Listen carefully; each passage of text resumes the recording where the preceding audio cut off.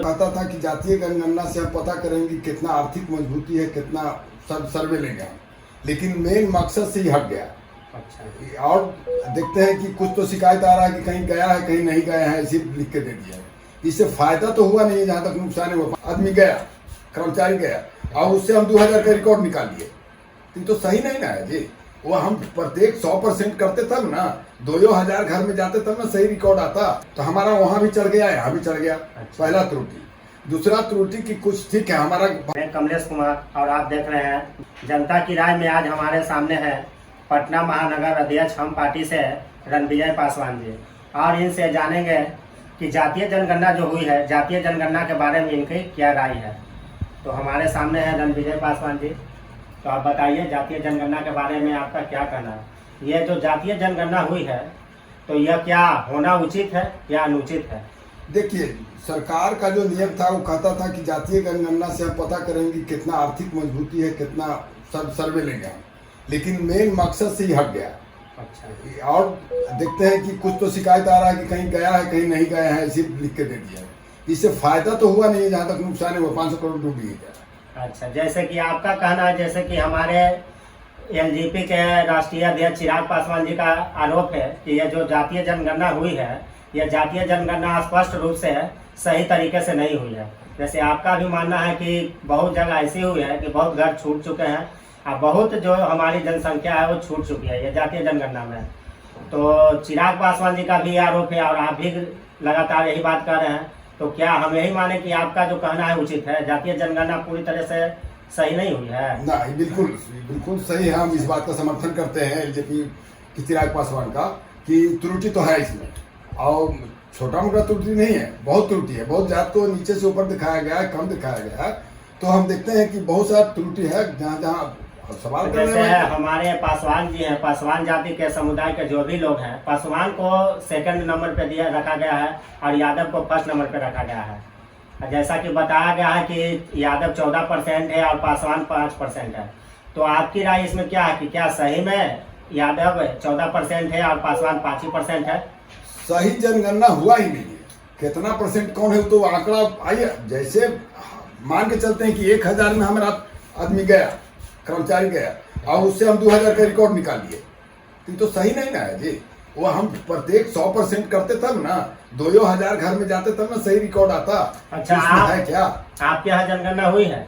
मेरे यहाँ जनगणना हुआ था। आपके मोहल्ले में यहाँ पूरी तरह से हुई है? हाँ, कन्फर्म है। तो आप किस आधार पे कह रहे हैं कि जातीय जनगणना जो है जिसमें कि कुछ घर छूट चुके हैं, जब आप कह रहे हैं कि आपके यहाँ हुई है, आपके मोहल्ले में हुई है, तो आप कौन ऐसा घर एक आगे बताइए जो कि कह रहा है लोग कि यहाँ मेरे यहाँ जनगणना नहीं हुई है? इसमें जिस आधार पे आप क्या आधार पे कह रहे हैं? इसमें 2 ढंग की त्रुटियां हैं। जैसे हम यहाँ हैं, पटना के भी निवासी हैं और नालंदा के भी निवासी हैं, ठीक है। तो हमारा वहाँ भी चढ़ गया, यहाँ भी चढ़ गया। अच्छा। पहला त्रुटि। दूसरा त्रुटि की कुछ ठीक है, हमारा घर के बगल में थी तो आ गई। सही है। क्या गारंटी है कि कॉलोनी में गई कि नहीं गई, ये तो हम नहीं कर सकते हैं। लेकिन वो तो आ रहा है सामने छंगे, तो झूठ क्यों बोलेगा आदमी? हमारा जनगणना हुआ तो हमने बोला कि हम मेरा जनगणना हुआ है भाई। इनका कहना है कि जनगणना जो है पूरी तरह से स्पष्ट और संतुलित और संतुष्ट तरीके से नहीं हुई। इनका कहना है कि इनका गांव पे भी जनगणना इनका हो गया और इनका जहां अभी प्रॉपर रह रहे हैं वहां भी, यानी कि डबल जनगणना हो गई है। और सरकार जो आर्थिक बोला था कि आर्थिक भी पता करेंगे, शैक्षणिक भी पता करेंगे, सबका रिकॉर्ड कहाँ है? खाली जनगणना हो गया। जैसे आर्थिक रोजगारी सब कहाँ गया? किसके पास क्या है, क्या मैटर है भाई? क्या खाली गिने लग गए थे? जातीय जनगणना में जो भी टीचर आए थे आपके यहाँ, वो तो लिखे होंगे ना कि कितने लोग शिक्षित हैं, कितने लोग क्या वर्क कर रहे हैं। आंकड़ा साहब कहाँ है? सरकार कहाँ पेश किया है आंकड़ा? अच्छा, वो सब तो बातें होते रहेंगे। आप यह बताइए कि जो जातीय जनगणना हुई है और पासवान को सेकंड नंबर का दर्जा दिया गया है, कहा गया है कि बिहार में सेकंड नंबर पे है पासवान, तो क्या आपका मानना है कि 5% पासवान है? हम नहीं मानेंगे। हम मेरा मानना है कि कुछ न कुछ त्रुटि उसमें भी है। कम करके आका गया, अनुसूचित जाति को कम करके आका गया है। अच्छा। एगो पासवाने नहीं, कुछ और जातियां हैं अनुसूचित जाति में जो कम करके आका गया है। अच्छा, पासवान में तो स्पष्ट पता चल रहा है कि कम करके आके। इसलिए सरकार क्या मंशा है पता चले तब ना। पहले जदयू पार्टी से रह चुके हैं, तो क्या कारण, क्या वजह रही कि जदयू को छोड़ करके जिसकी सरकार है उसके सरकार में रहते हुए आप उसे छोड़कर हम पार्टी में आ गए? देखिए हम लोग कहे कि जहाँ सम्मान मिलेगा वहाँ जाएंगे। अच्छा जेडीयू में कार्यकर्ता का सम्मान नहीं है, वो 2-4 गो मुख्यमंत्री जी के पीछे लगल हैं, वही सब सरकार चलाते हैं। कुछ IAS लोग हैं, कुछ खास तौर से नेता लोग, तो कार्यकर्ता के पूछ होता है जहाँ जाता है। अब यहाँ हम पार्टी में आए हैं हिंदुस्तानी आवाम मोर्चा पे, अब हम लोग मांझी जी के सामने बैठते उठते हैं, सब चीज बात होता है, और वहाँ कहाँ था?